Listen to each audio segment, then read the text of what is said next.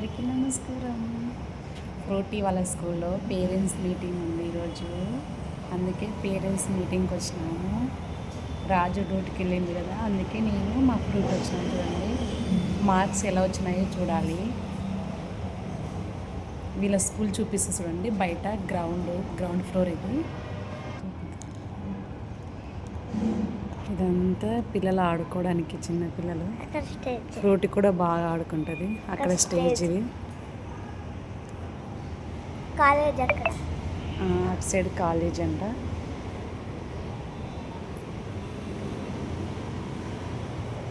ఇదంతా ఇలా ఉంటుంది చూడండి. సంతోష్ రెడ్డి ఇంటర్నేషనల్ స్కూల్ ఇది.